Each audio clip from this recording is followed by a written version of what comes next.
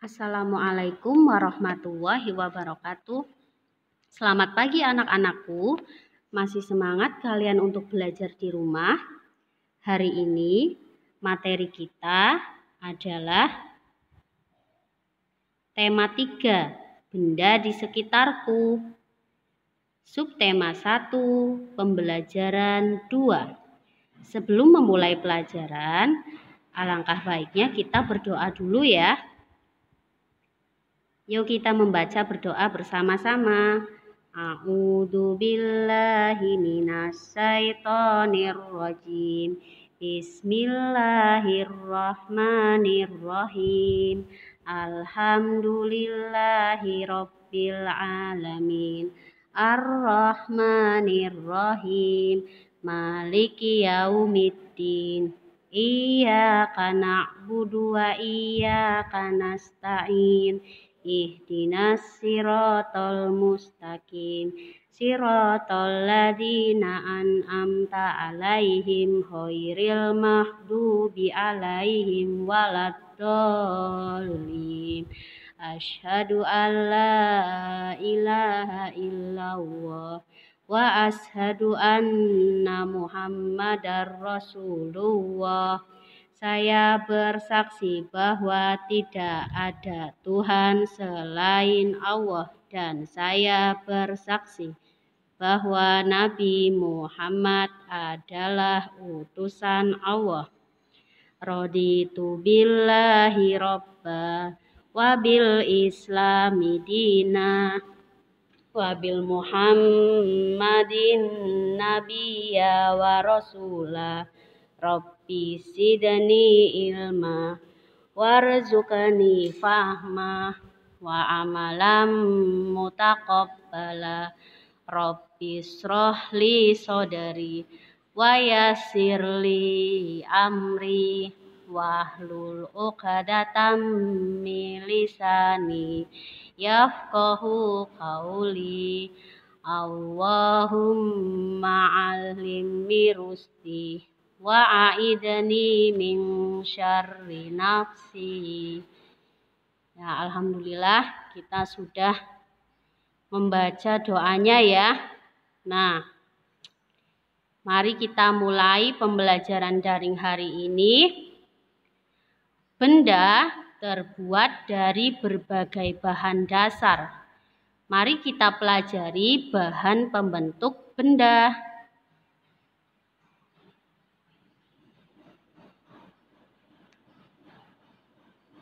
Yang pertama, benda terbuat dari kayu. Nah, ada beberapa benda yang terbuat dari kayu ya, dan benda-benda itu bisa kalian lihat atau bisa kalian dapatkan di sekitar lingkungan kalian.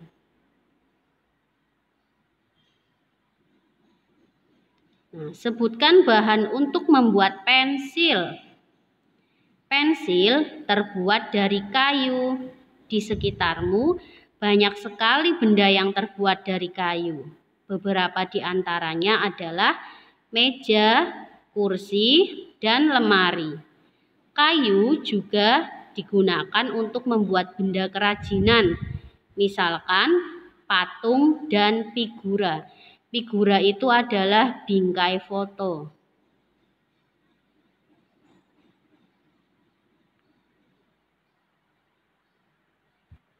Nah, kayu itu adalah bagian dari pohon.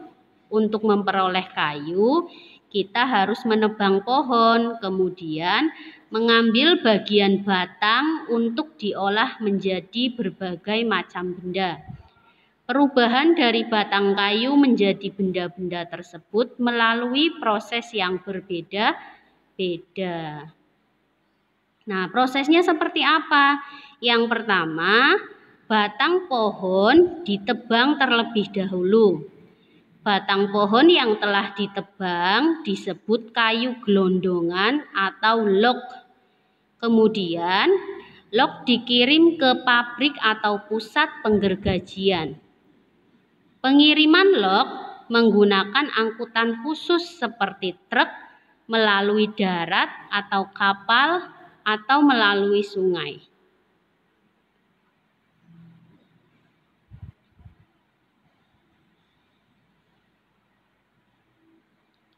Setelah itu, log tadi dipotong-potong sesuai dengan keperluan. Nah, untuk menghindari jamur dan serangga yang dapat menyerang kayu, maka kayu perlu dikeringkan. Caranya hanya dengan dijemur. Kayu dijemur sekitar 2 hingga 4 minggu. Setelah dijemur, kayu siap diolah sesuai keperluan. Kayu dapat dipilih menjadi bahan dasar benda. Mengapa? Karena kayu mempunyai banyak keunggulan. Keunggulan itu sama saja dengan kelebihan. Keunggulan kayu adalah mudah dibentuk. Nah, beberapa benda yang terbuat dari kayu jati dapat bertahan sampai puluhan bahkan ratusan tahun. Sedangkan kelemahan benda berbahan kayu adalah tidak tahan api sehingga mudah terbakar. Namun, ada beberapa jenis kayu yang mudah terserang rayap atau serangga lainnya. Nah, sekarang anak-anak membuka buku halaman 13 dan 14 ya. Nah, di situ ada pertanyaan. Pertanyaan yang pertama yaitu berapa lama waktu yang dibutuhkan untuk pengeringan kayu? Nah, tadi kan kalian sudah membaca bacaan di atas itu cara atau proses kayu digunakan dari mulai pohon, mulai pemotongan sampai akhirnya proses yang terakhir untuk pembuatan barang-barang yang kita butuhkan. Nah, sekarang pertanyaan yang pertama, berapa lama waktu yang dibutuhkan untuk pengeringan kayu? Nah, pertanyaan yang kedua, apa keunggulan benda yang terbuat dari kayu?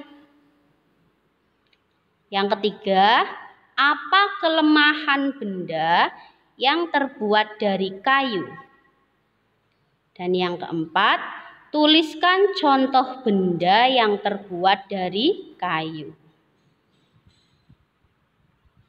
Nah, perhatikan benda-benda di sekitarmu. Adakah yang terbuat dari kayu? Coba dilihat kanan kirinya, ada yang terbuat dari kayu atau tidak?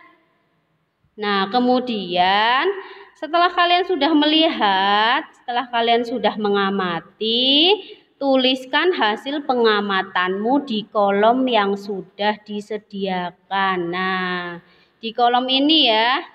Nah, di kolom yang sudah disediakan di bukunya kalian, silakan kalian isi berdasarkan hasil pengamatan kalian.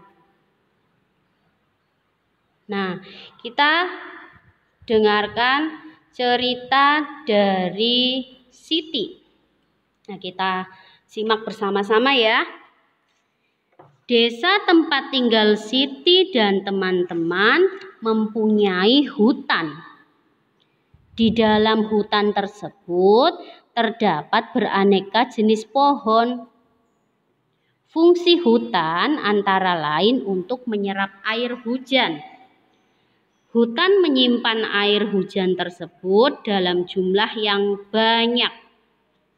Namun, ketika hutan digunduli, membuat aliran air menjadi terganggu. Hal ini menyebabkan air menggenang, akhirnya terjadi banjir yang mengalir ke pemukiman penduduk. Kebutuhan benda dari kayu yang terus meningkat mengakibatkan kebutuhan akan bahan kayu terus meningkat.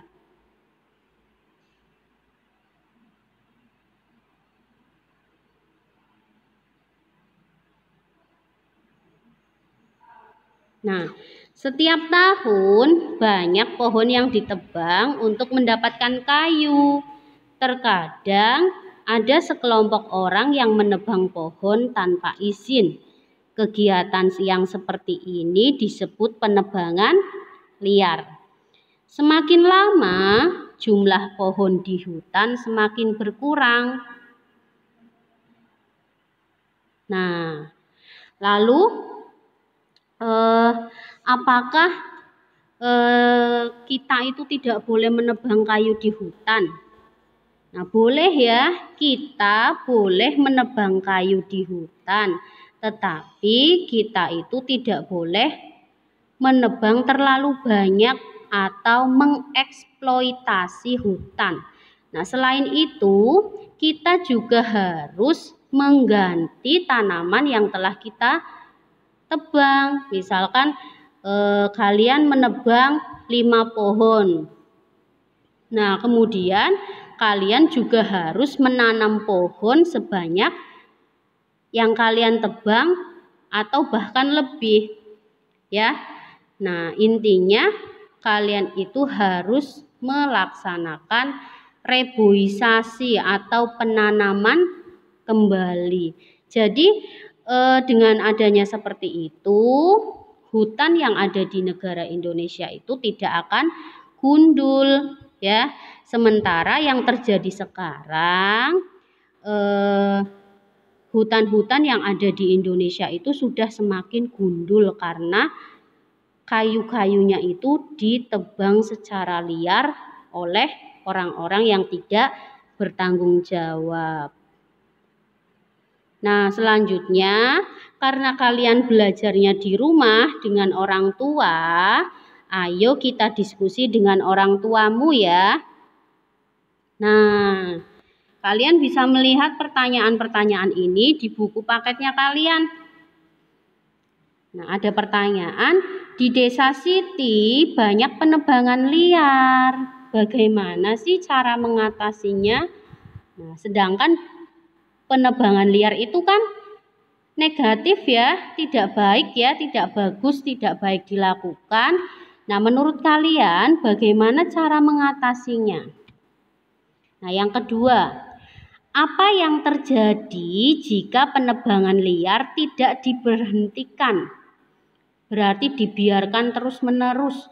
Menurut kalian akan terjadi apa ketika penebangan liar itu tidak dihentikan? Nah, yang ketiga, bagaimana cara mengembalikan hutan seperti semula? Nah, tadi Ustazah sudah cerita ya, bagaimana supaya hutan itu kembali seperti semula. Ya, tadi Ustazah sudah ngasih bocoran sedikit. Nah, silakan kalian diskusi dengan orang tuanya kalian sendiri. Nah, selanjutnya musyawarah. Nah, apa itu musyawarah? Musyawarah merupakan salah satu cara untuk mencari keputusan bersama. Nah, ketika kalian memiliki sebuah permasalahan atau sebuah peristiwa, kemudian kalian itu mau menentukan, mau memilih. Nah, alangkah lebih baiknya dimusyawarahkan terlebih dahulu, diobrolin dulu, diomongin dulu dengan beberapa orang. Nah, itu yang namanya musyawarah. Kemudian dari obrolan-obrolan itu, dari omongan-omongan itu, beberapa masukan, beberapa kritik, itu akan menghasilkan sebuah keputusan bersama. Nah, kemudian apa yang terjadi jika keputusan langsung diambil tanpa musyawarah sebelumnya? Nah, apa yang terjadi kira-kira ketika kalian itu ada suatu permasalahan tetapi tidak diobrolin dulu dengan orang tua atau dengan teman atau dengan guru kalian atau dengan sahabat kalian atau dengan saudara kalian? Nah, itu yang akan terjadi seperti apa ketika tidak ada musyawarah. Nah, kemudian menurutmu mengapa perlu adanya musyawarah dalam mengambil keputusan bersama? Nah, supaya apa sih adanya musyawarah itu menurut kalian itu manfaatnya untuk apa? Perlunya itu untuk apa? Ya, nanti kalian jawab yang ada di buku. Nah, dan yang terakhir, kemarin kan kita sudah belajar pola irama. Nah, sedangkan kita belum mempraktikkan. Selanjutnya, nanti di video selanjutnya ada mempraktekkan pola irama dengan ketukan. Nah, jari 5 untuk ketukan kuat, jari 2 untuk ketukan sedang, dan jari 1 untuk ketukan lemah. Nah, terima kasih telah melaksanakan pembelajaran daring hari ini dengan baik dan penuh semangat. Untuk selanjutnya, jangan lupa laksanakan sholat duha ya. Sudah jam 10 ya. Silahkan kalian untuk sholat duha terlebih dahulu. Nah, setelah itu kalian kembali lagi untuk mengerjakan tugas-tugas yang belum diselesaikan. Nah, sekian dari Ustazah. Wassalamualaikum warahmatullahi wabarakatuh.